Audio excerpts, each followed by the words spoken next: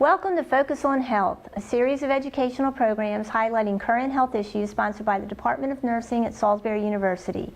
I'm Dr. Mary DiBartolo, Professor of Nursing at Salisbury University and host of the program. Today's program is Aging Well with Yoga, and I'm here at MAC Incorporated today in Salisbury with two excited guests here to talk about the many benefits of yoga. First, I have Phillip Johnson. You are a registered yoga instructor. That's right. And you do some programs here at MAC. I do. And then we have Jane Hager, and you also are a yoga instructor, doing some programs here at MAC. But we are going to focus today, since we are at the Area Agency on Aging, on the various benefits of yoga, particularly for the older adult population.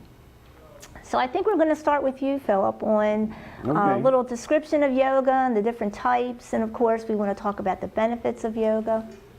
I would say if one was planning to do yoga or considering doing yoga, to access the benefits, which is flexibility and balance and strength and that kind of thing, you want to be sure to get your expectations in the right spot. You could very well show up at a yoga class and it not suit you, so you would go to just keep looking around until you found a yoga class that suited you. But when you go into a yoga class, you want to expect, maybe what you don't want to expect is to be able to stand on your head right away, do all these other fancy poses and what have you. Just be sure you're in touch with your expectations.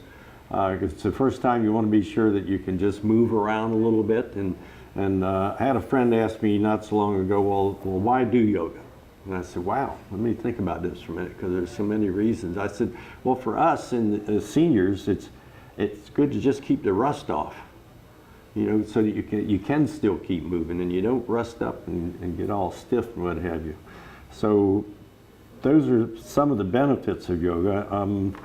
There are places that you can go online to check where yoga classes are. There's a really good site at Yoga Alliance, which maintains the registry of registered yoga teachers.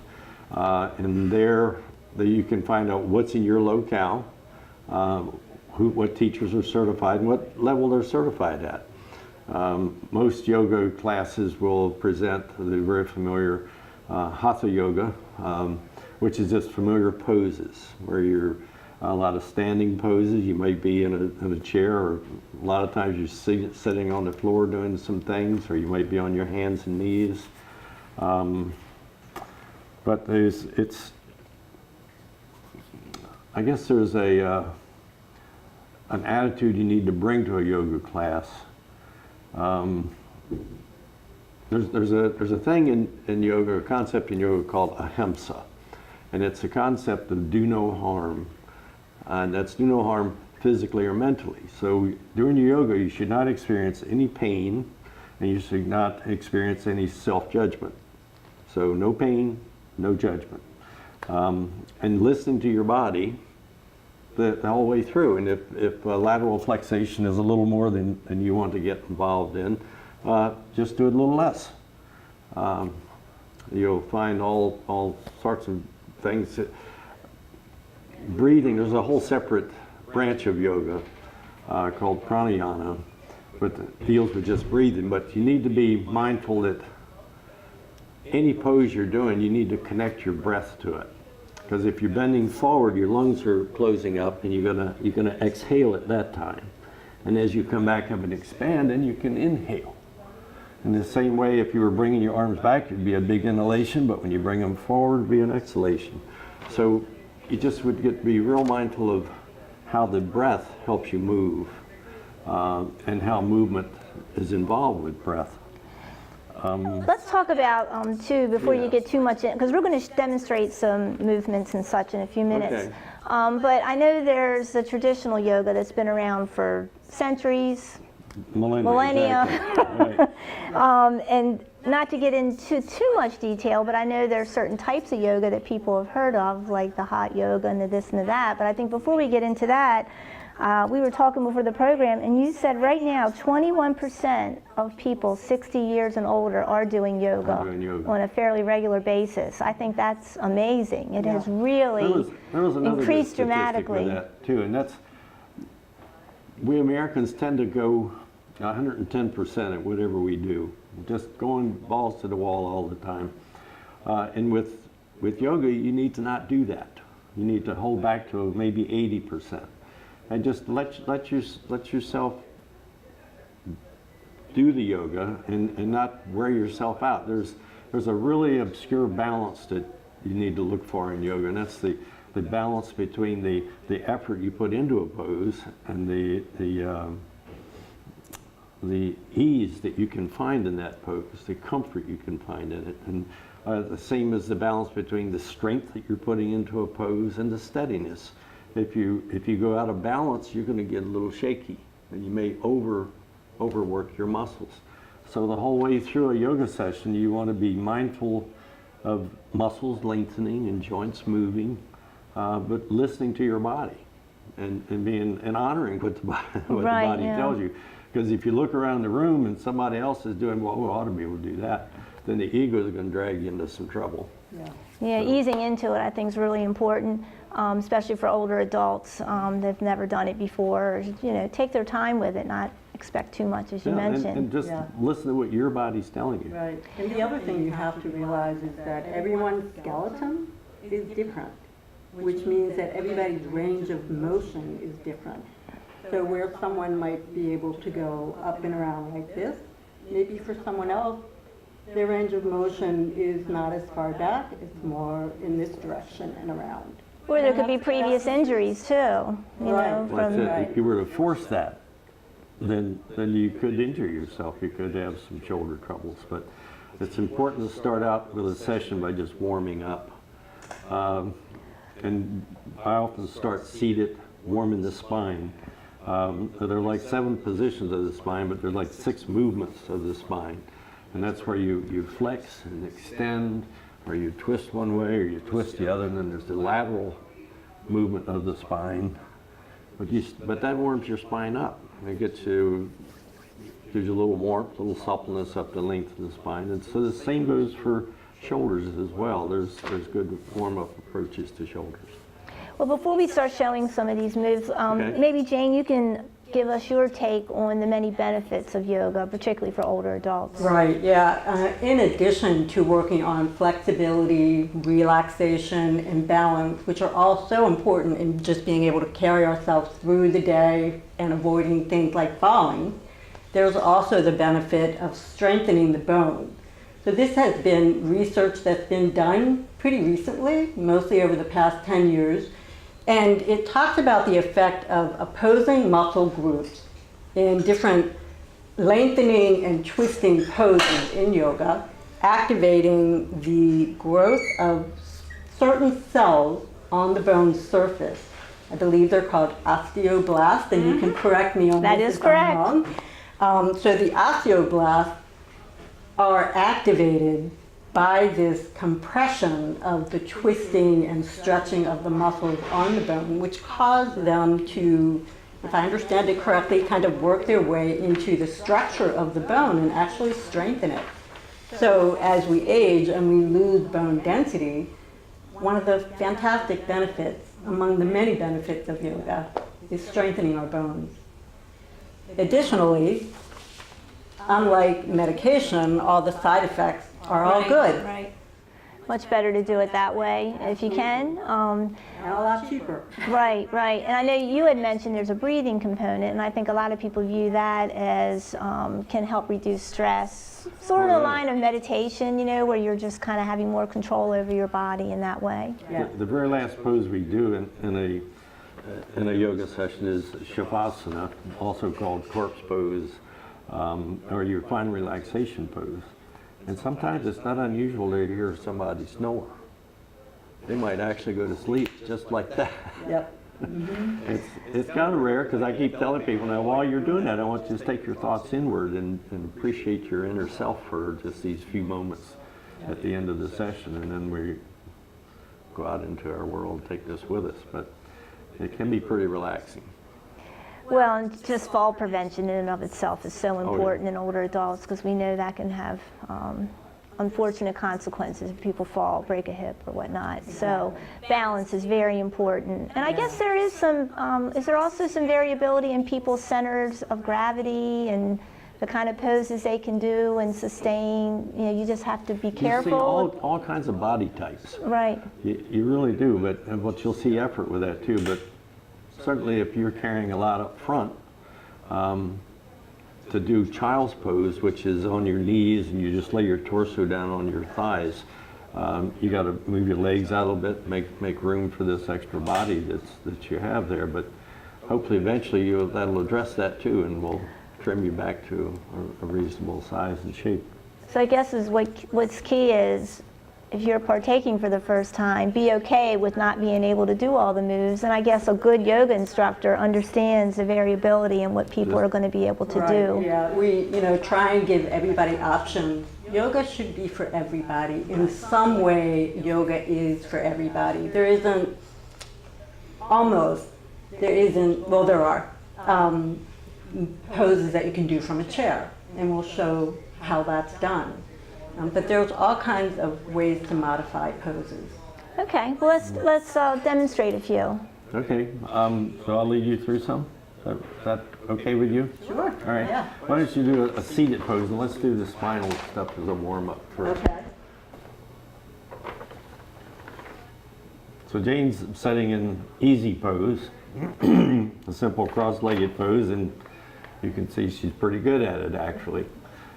If her knees wouldn't go down quite so far, we might have the modification of having her set on a bolster, just to lift it up a little bit. Then the knees would spread out just a little bit. So don't worry about if you think you couldn't sit like that. You can actually start wherever you're at. What I always like to start with warming the spine a little bit. So I'm going to ask Jane to tip forward, and then one vertebra at a time, roll back up, take it all the way back up through your cervical spine, and then bringing it back forward again. As you come forward, it's a natural tendency to exhale, which is exactly what ought to happen, and drop the head, come back up as you lift and open with the inhalation, and just flexing and extending, and mindfully listening and feeling your breath lift you as you come back up, and completely aware of a full exhalation as you come forward. There's a three-part yogic breathing where you get the use of the entire lung, and that's very important because it's invigorating and energizing. So we're going to come all the way back down, and we're going to come back up, and we'll pause just for a moment. And we're going to do, now that's 2 of the 6 movements of the spine, the flexing and the extending. We're going to do a little lateral flexation now. So if you take your left arm up, and bring your gaze up under that arm, and connect your breath to that lengthening in your side body. You can feel those muscles grow just a tiny little bit. And we'll bring it back over, come into the other side, bring the right arm up, gaze up under the arm, lengthening, breathing with it. And we'll bring it back down. We'll do that one more time each side. So take the left arm up, and as you look under that arm this time, let the ribs roll back just a tiny bit. And as you exhale, bring it back down. We'll come to the other side, bring the right arm up, gaze up under that right arm, let the ribs roll back a tiny bit, connecting your breath mindfully. And we'll bring that back down.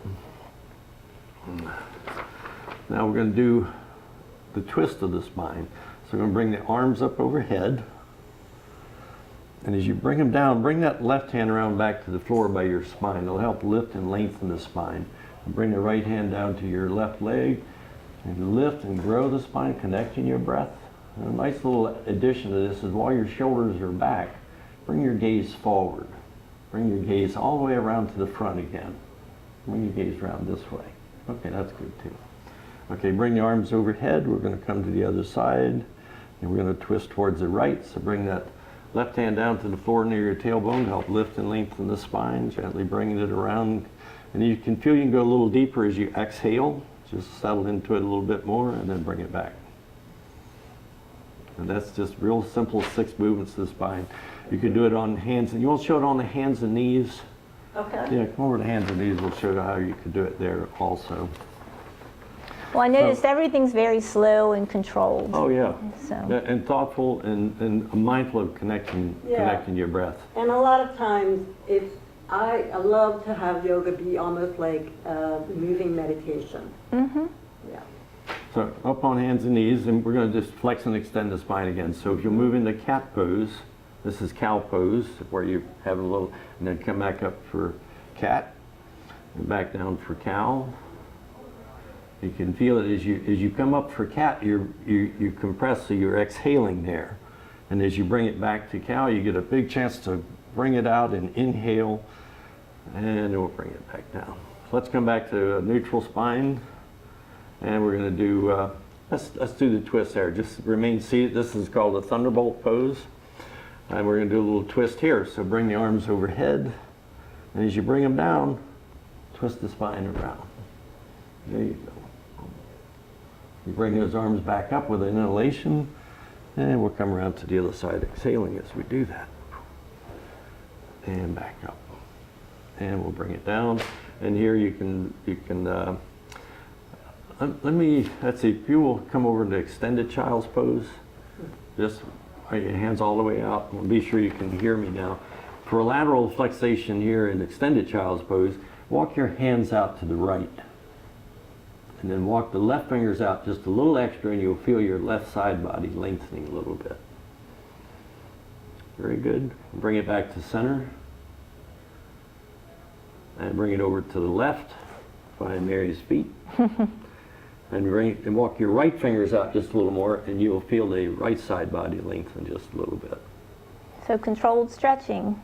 Just very mindful and thoughtful about it, and connecting your breath to it. Bring it back to center, and then roll it up one vertebra at a time, and take a little break and thunderbolt. There you go. Wonderful. That's it. That's just kind of a warm-up that's always part of a beginning pose. And so you're warming the spine in that regard. We did it sitting. You could also do it in a chair if you felt more comfortable with that. Yeah. What other pose would you like to do? You want to do triangle pose, or? We could do a triangle, sure. Okay. Triangle pose is one of the noted poses to help build the strength of the femur. So that bone density strengthening factor again. Okay, Large important bone there, so let's let's see stand that. and we'll do triangle pose. Okay. All right. So I like to start up at the head of the mat. Okay. Let's see, we want to turn you towards the camera. Bring your fingertips to your chest, and then step back with your right foot. In triangle pose, both legs need to be straight. Both legs straight and strong, arms straight out in the shoulders. And we're going to tip over in the pelvis, but try to keep the spine straight along its axis as you come over. If you bring your hand down to your leg, you can feel that you can support yourself there like that. And that's external support. If you want to switch to internal support, you bring the back of this left hand along the inside of the leg, and you can feel the core muscles take over to help hold you there. You inhale it up, just bring it back up, flip your feet around, go to the other side. How about if we also show how you can use a block in a chair for triangle? Okay. Okay, so Yep. if you're supporting yourself with a block, if that means... Because she did a really nice triangle. Right. I imagine someone who's new to yoga would have some trouble Right. doing So that as well. Chairs are great things to give us support in yoga. And again, just coming into triangle, the body is in one smooth plane and arms are stretched out. And again, it's just tip over. lengthening the torso over for a prop. and just coming up. I mean, last thing you want is somebody to fall doing yoga. So if Yeah. you need support, you use it, correct? And that's just it with the finding that balance between strength and steadiness. If you're not steady going over, then back off of it a little bit. Absolutely. You Yeah, gotta there's all kinds gotta of stay safe. modifications. The other way to do it is using a block. And basically, if you can get down a little bit further. There's 3 levels of the block that you could use. If he's got the highest, you can come down the side or on the flat. How about Warrior 2? Want to show Warrior 2? Warrior two? Warrior Sure. two. It's called Virabhadrasana two. Okay. If you like the Sanskrit, that's one of the 3 or 4 I know. So, in Warrior two, we're gonna. Yeah, I would start up here again and bring your fingers to your chest again and step back with the right foot. And this time you're going to take the arm straight out from the shoulders. And you can see her shoulders are oriented with the length of the mat in Warrior 2. In Warrior 1 it would be this way and you'd be tipping over. A couple of things to point out here is as you settle with your exhalations, you can feel the lengthening across the groin. I think it might be the iliopsoas muscle group. You're familiar with that, I bet? Because with all the sitting we do, those muscles where they're attached, those muscles get short. And that's why people end up doing this with back trouble. So Warrior 2 is excellent for helping with that. Lengthening those muscles that are inside your pelvis. Right. You want to be careful that the knee's not forward of the front ankle. And if you have a tendency to go, that's good. It means you can go deeper. But what you would do is move that foot back so that this knee doesn't go forward of the ankle. And Phil, I hope I'm not repeating. You know, my hearing isn't the best. But also in poses like this, in yoga, we're pulling our muscles and engaging them into our core. So everything is active and working. We're not just like hanging out in a position, but we're really activating those muscles, strengthening and working them as we're standing here. You want to show them intense side stretch? I'm sorry, what? Would you like to show them intense side stretch? You're kind of at it right now. Okay. So just bring your shoulders around and keep the front leg straight. Straighten the front leg. You straighten straighten the front leg. And, and just tip forward. Actually what we're seeing here is revolved triangle. Now, you know, this is a kind of an advanced pose, It I is. would say. I was going to say, that looks like The that other takes way some that- practice and stretching. You know, and again, using a block, you know, you can make it easier. Using a chair, you know, you can make it, modify it again. Okay. So it's all about where you're at and us helping you to work from that point. Now, obviously, people can do this at home, correct? Oh yeah. But there are classes available here at MAC Right. Yes. where you can come, and they're generally an hour in length, where Yep. you work through a lot of these, the warm-up and Yep. poses and breathing, and then you Tues- work up to the more involved. Tuesday and Thursday morning this room has a really nice turnout. It's from 9:30 to 10:30 Tuesday and Thursday morning. Elizabeth Austin is the instructor for that class, and I fill in for her when she needs to be elsewhere. But these ladies that come in here are terrific. I mean, Well, men can do yoga too, can't they? Oh, they're so good. And I had this one lady that was coming for a while. She was in her early 80s, and she was sitting in Thunderbolt a minute ago, sitting on her heels. Well, she could sit in hero poses where you sit on the floor between your feet. Your knees are really cranked back then, and then she could recline. The early 80s, I can't do that. My knees would explode. Yeah. So, Well, I think it's but different important bodies. for you two in particular, when you're doing the classes, particularly for this population, to make sure that people know, just do what you can. You know, don't try to keep up with the rest. Absolutely. Seniors are I'm a senior, I'll go with that. I'm not going to call her a senior yet, but anyhow. It really helps to be in that same circumstance, because you can know about limitations. I got osteoarthritis in this ankle, and I know that I can't always do what I want to do with that, but I do what I can do with it. So when I see others, there's a lady that comes with a pacemaker, and she knows not to do too much stretching because of the wiring with the thing. Right. And you know, doing yoga from a chair is an incredible workout, just as much so as standing. And you know, one of the postures like a warrior two, you know, you're using the chair to support you.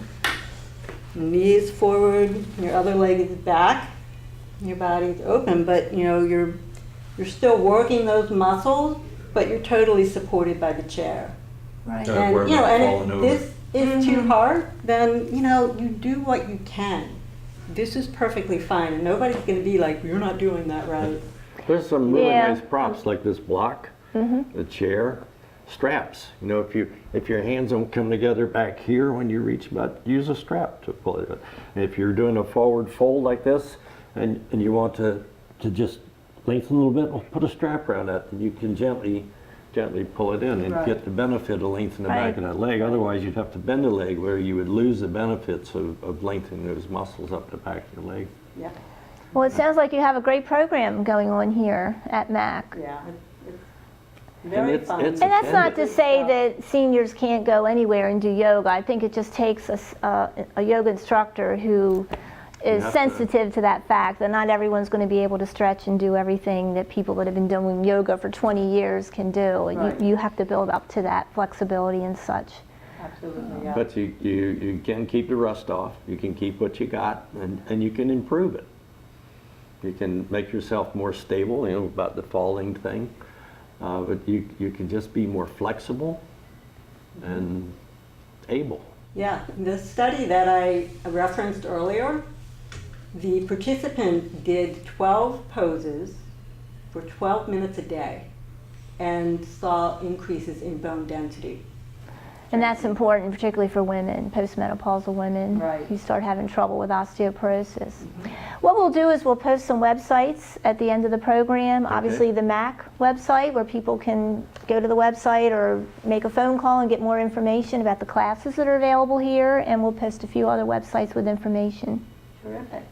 Well, thanks to you both for being thank on the you. program. It's nice to and get the word out. Thank you. Yeah, Thank you, namaste. Phil. Thank you for joining us for this edition of Focus on Health here on PAC 14.